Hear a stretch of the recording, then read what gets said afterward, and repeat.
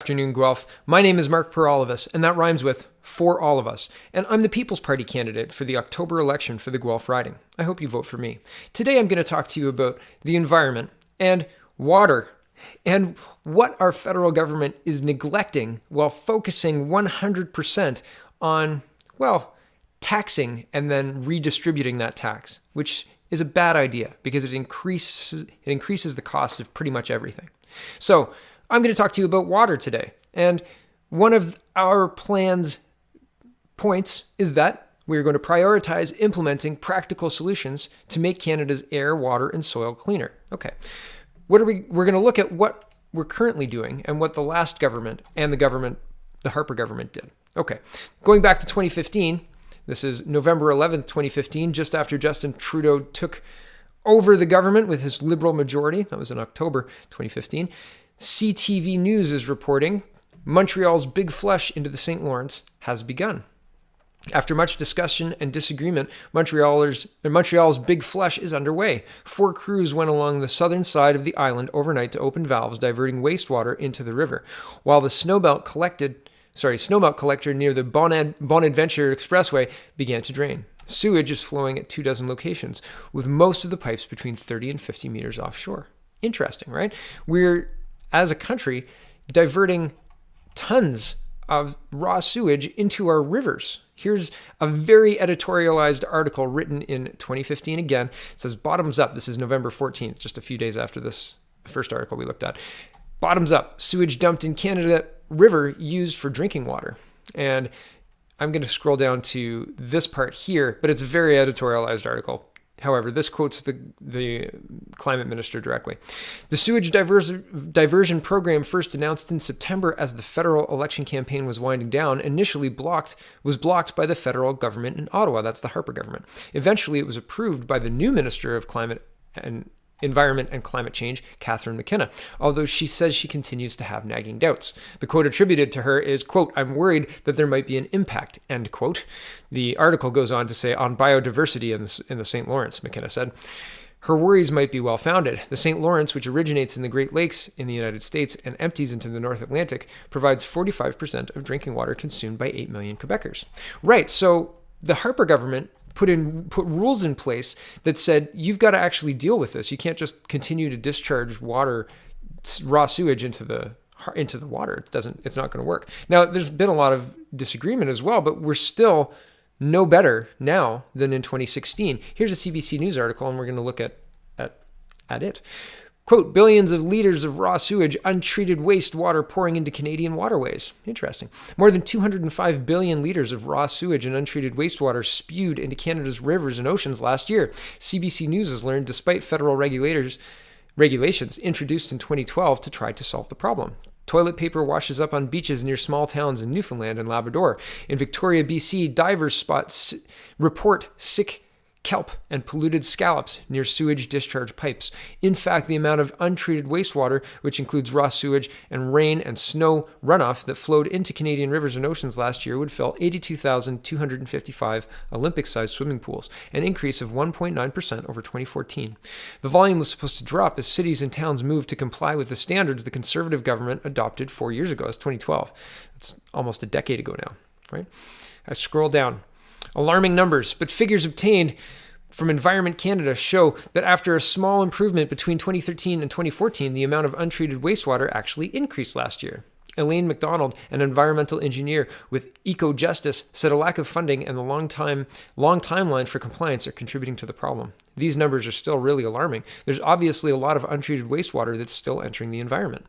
I scroll down, drop in the bucket. The Federation of Canadian Municipalities, FCM, welcomes the funding, but says it's a drop in the bucket compared with the $18 billion it estimates it will take to comply with the federal standards. Right, this isn't an easy thing to comply with. To process wastewater, you have to have a processing facility, so it's expensive to build, right? It costs, here it is, in the case of one small town of 4,000 people, it would cost $22 million to build a sewage treatment plant, she said.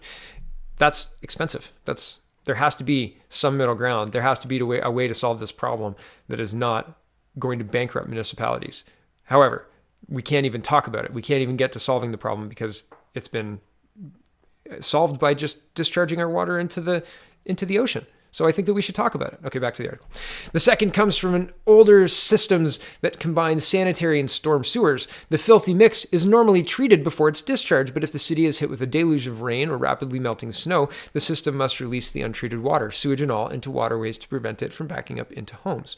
Following years of lobbying by environmental groups, Peter Kent brought in the regulations as environment minister in 2012 to address what he calls completely unacceptable reality that 25% of Canadian communities, large and small, have inadequate treatment or management of the wastewater that they generate every day.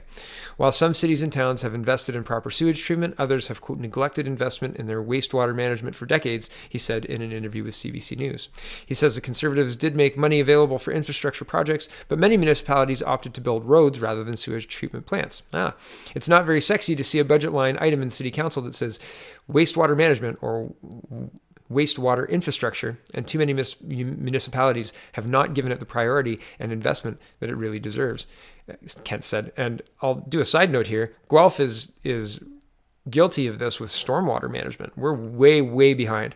We were way behind in 2014. We were a decade behind, and I'm not sure if we've fixed that. Mr. Guthrie has talked about having a surcharge tax to deal with it, but I'm not sure exactly where that is right now. But I know that yes, municipalities have to make real decisions with real money. It's very, very difficult, right? They can't run a deficit either. So interesting. Anyway, back to the article. With the exception of cases like Montreal's decision last year to dump raw sewage into the St. Lawrence River, while badly needed repairs were carried out, attention to sewage treatment across the country appears to ebb once the regulations were adopted. And so articles in the description if you want to read for yourself.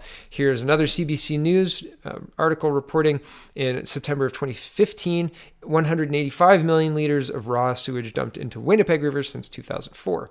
Here's another one, Montreal suburb to dump raw sewage into the St. Lawrence River for pipe repairs. All of these are just in the description. You can have a read. This one's the Canadian Observer, and this one was from 2018, raw sewage dump in St. Lawrence River branded preposterous and perverse. Yes, but it still happened. So, it's still happening. And interesting enough. Here's another one for November 2018. Longueuil, sorry if I've got that wrong, to dump 160 million liters of raw sewage into the St. Lawrence River. And not to be outdone, BC is also doing the same thing. Victoria. Untreated sewage pollutes water across the country. And this is the tweet here. It says BC has been dumping raw sewage in its waterways for years, but are threatening Confederation because of safe double hull tankers delivering Alberta resources to market. They should be ashamed. And this is conflating the oil tanker ban, C-48, I believe it is, and wastewater, right? And here's another article. This is the linked article from here, but it's an opinion piece, and I just want to read a bit of it because it's also editorialized, but it's true. Nearly 120 million cubic meters of untreated sewage and runoff entered Canadian waterways in 2016, Star Metro has learned. That's roughly the same amount of water that roars over the edge of Niagara Falls over the course of 12 hours, except it's not white water spewing from these pipes. It's murky, brown, and a little bit chunky. The Environment Canada provided the 2016 figures, the most recent data available at Star Metro's request. In combined sewer systems, the pipes that carry rainwater runoff also carry sewage from homes and businesses to the treatment plant. During heavy rains, these pipes can end up carrying more wastewater than the plant can handle, so they have overflow points where the wastewater can pour directly into a waterway, like a river or a lake. It protects the treatment plant from being overloaded, but it can put human and environmental health at risk. Anything you're flushing is going directly into the stream or receiving waters, says Sarah Dorner, a Canada research chair in source water protection. Okay, that means pathogens, bacteria, viruses, or other harmful microorganisms, those little soap things that were in the soap for a little while there, those little micro cleaner bubble things, could end up in waterways used for recreation or even drinking water. So it's interesting when governments change and environment ministers change, and all of this stuff goes the way of, the environment minister needed to approve certain systems to dump right into the St. Lawrence. And previous to the Trudeau government winning in 2015, the Harper government had blocked that discharge and said, no, you have to clean it, or you have to process the water or whatever, or you have to upgrade your systems. We're giving you time. We're giving you money. And as soon as the Liberals came in, back to discharging into the waterways. And it's across the country. It's not just Montreal. It's not just one spot. It's Montreal and Winnipeg and British Columbia, right? It is a problem that is across Canada, and it shouldn't be. And we are taxing our citizens in order to redistribute that money through Justin Trudeau to somehow solve a carbon tax. And we are letting this problem get worse and worse and worse. What if we spent this money on Canada? What if we solved Canada's problems? It is our taxpayer dollars, and it should be used to solve Canada's problems. In an emergency across the world, sure, Canada should contribute. But regularly sending our money out of Canada does not meaningfully help Canada. And so I propose and hope that Mr. Bernier can win the Prime Minister's office. And if we do, we can actually make changes. So thank you for watching, everyone, today. Check out the People's Party of Canada.ca. Check out ppcguelph.ca. Check out markperolivis.com. And thank you. I hope you vote for me in October.